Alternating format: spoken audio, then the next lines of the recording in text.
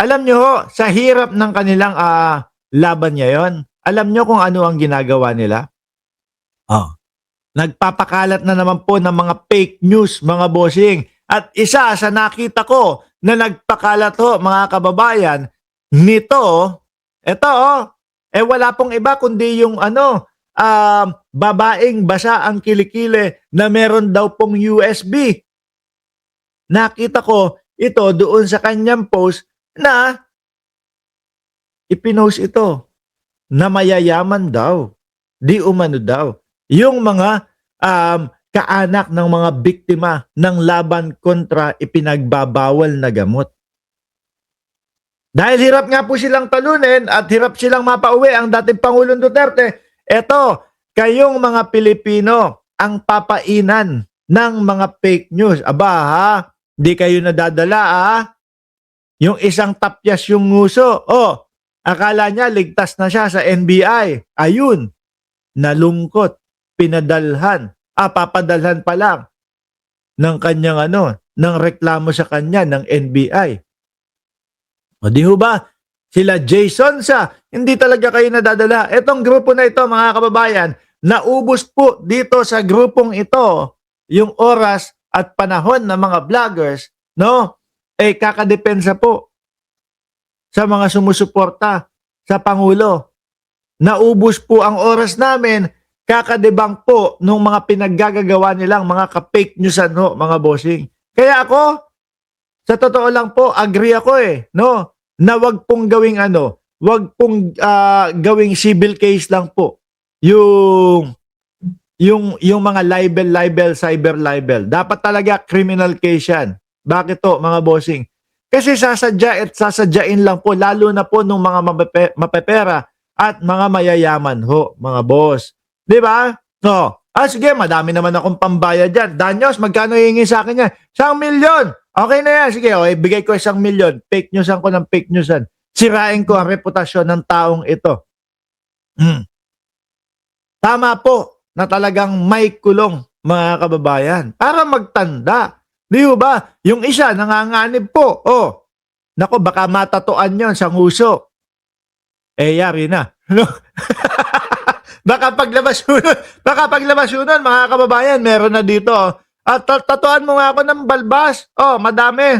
Tama ba? Bigote. Tatuan mo nga ako ng bigote. Tito, bakit? Para saan? Para makover yung nguso. Diba? Ngayon, mga bossing, ano ang pinake news? Ito yung altered na na litrato. Yung isa siguro ina ng biktima nilagyan ng Louis Vuitton, no? Speedy 25 size ho yun kasi kung di ako nagkakamali, may ganito yung misis ko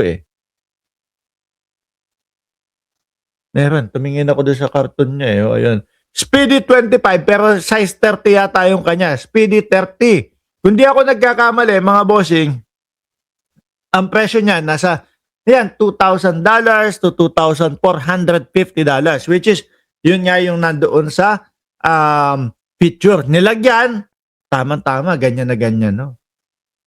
Yung isa naman, hindi ako pamilyar doon sa hindi ako pamilyar dito sa sa brand na ito, Moynat Bag 258. Medyo pang mayaman na ho yan, mga kababayan. No, nilagyan din. At yung isa naman, Louis Vuitton Nano Speedy Monogram Canvas, medyo maliit. Yun naman. Pero ang tunay na ang tunay na litrato ho, mga kababayan, eto naman pala talaga. Bakit ginagawa nila yan? Kasi wala na silang ibang wala na silang ibang makuha na ipaninira po. Pero simulat sa pool pa lang naman mga kababayan. Simulat sa pool pa lang po, alam na natin na ang gawain ng mga DDS ay yung mga manira at gumawa ng mga peke. Kagaya nung kay dating Pangulong Duterte. Hindi, siya naman na talaga nagpasimula niyan Di ba? Yung adik-adik daw ang ating Pangulo. Si Duterte naman talaga ang nagpasimula niyan, mga kababayan. Pero walang napatunayan, walang ebidensyang inalabas. Di po ba? Kagaya ng pulburon video na yon. Biruin mo. Ang tagal na panahon ho, mga bossing, bago lumabas yung video. Tapos madidismaya lang tayo. Nagawang AI lang pala yung video nila. Ganito na lang po ang lakaran, mga bossing. Ngayon naman, ano naman yung bagong pinapakalat nila? Yung 18 na mga ano daw po, ex-marine naman daw po. O mamaya, tatalakayin natin yan. Pero eto kawawa ho no? Sila na ho yung na biktima, sila na po yung nawalan ng kaanak, tapos sila pa yung ginagawang masama ng mga DDS. Sila pa yung binababoy ng mga DDS. Putang inang mga DDS yan. Ganyan na ba talaga kahalang yung inyong mga bituka? Hindi na kayo marunong maawa, hindi na kayo marunong makisimpatya. Ano? Gagawin pa, sisirain pa. Kesyo daw ho, mayayaman pala. Yumaman na kasi nabayaran. Para lang madiin si dating Pangulong Duterte. Miski nga yung kay Trillanes, ano sinasabi? Yung ICC daw ho nakakatanggap ng $2 milyong galing kay Senator Trillanes o dating senador. Paano naman paniniwalaan yun? Saan naman kukuha ng pondo yung taong yun? Mas ang kapanipaniwala po yata, mga bossing, yung China nagpopondo sa Pilipinas para doon sa mga kapwa natin Pilipino na sirain ng ating gobyerno. Yun po yata ang mas kapanipaniwala, mga kababayan. Di ba? Ngayon, isa sa iniisip ko na nakakatanggap sa China, maaaring mali po ako ng iniisip, pero tingin ko ho, mga kababayan, ultimo ho kayo Ganon din ang dumadako o ang dumadaan sa isip nyo. Na si Rodante Marcoleta ay may natatanggap na pondo galing sa China. Bakit ho, mga bossing?